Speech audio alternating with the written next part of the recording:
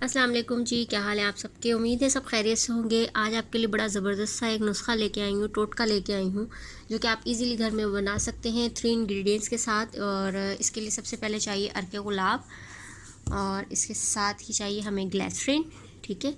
और ये है लीमू का रस, ये मेरे पास फ्रीज़ हुआ हुआ रखा हुआ था। आप चाहें तो फ्रेश लीमू भी इस्तेमाल कर सकते हैं, या बाज़ार से जो लीमू का रस मिलता है वो भी यूज़ कर सकते हैं। तो ये मेरे पास फ्रेश लीमू का रस था, जो कि इस तरीके से मैंने इस शॉपर के अंदर सेव करके रख लिया था। तो सबसे पहले मैं लूँगी ग्लिसरीन, ठीक है। ये हाफ़ बॉटल में यूज़ कर रही हूँ। अच्छा जी, आपको जिस भी बॉटल में बनानी है आप वो बॉटल यूज़ कर सकते हैं। तो मेरे पास ये एक नेल रिमूवर की जो है वो बॉटल जो है ख़ाली हो गई थी, पुरानी हो गई थी।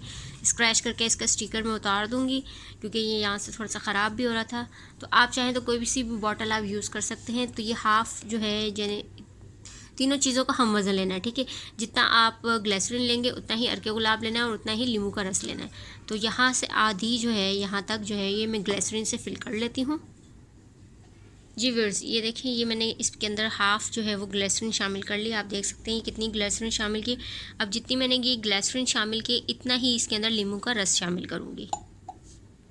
जी व्यूअर्स, ये देख सकते हैं ये भी मैंने मिक्स नहीं किया। तो जितनी मैंने सॉरी गिरने लगी थी, ये जितनी मैंने ग्लिसरीन ली है उतना ही लीमू का रस लिया, ये देखें, ठीक है। ये आपको नज़र भी आ रहा होगा। अभी जब हम इसको मिक्स करेंगे तो ये अच्छे से मिक्स हो जाएगा। ये जितनी ग्लिसरीन है उतना ही लीमू का रस लिया है, और इसके साथ ही हम उतना ही अर्के गुलाब शामिल करेंगे। जी व्यूअर्स, अब ये देखें अर्के गुलाब भी मैंने शामिल कर दिया है। और अब इसको जो है वो आप कैप लगा के अच्छे से जो है वो इसको शेक करेंगे। जी व्यूअर्स, ये देखिए, ये अच्छे से मैंने इसको शेक कर लिया है, और ये मेरा जो है एक तरह से सीरम जो है वो तैयार हो चुका है। ये आपके हाथों पे आपने अप्लाई करना है। जब भी आप हैंड वॉश करें तो आप ये अप्लाई कर सकते हैं। देखें ये मेरे हाथ कितने जो है वो बार बार, सुबह से मेरा हाथ पानी में था तो ये कितने जो है वो डल हो चुके हैं।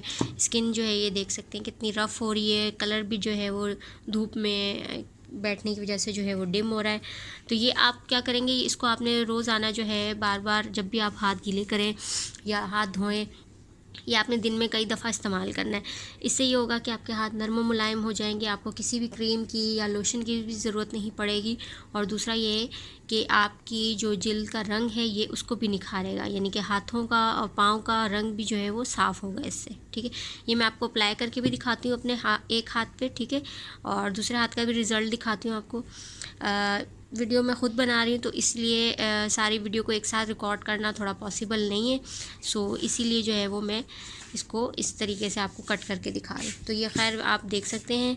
ये अभी मैं इसको अप्लाई करके भी दिखाती हूँ आपको।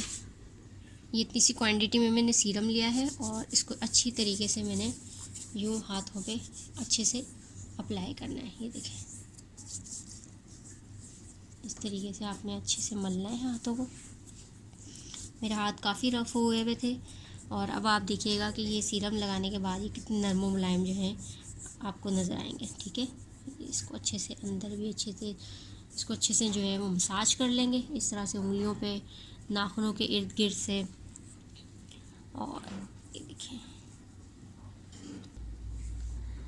ये देखिए व्यूअर्स, ये अभी मैंने आपको दिखाया था कि मेरे हाथ कितने रफ़ हो रहे थे, और ये देखें, ये सीरम जैसे ही मैंने इस पर अप्लाई किया है, सीरम नहीं कहेंगे इसको, ये कह सकते हैं आप ये मिक्सचर जो है या टोनर टाइप जो हमने बनाया है, ठीक है।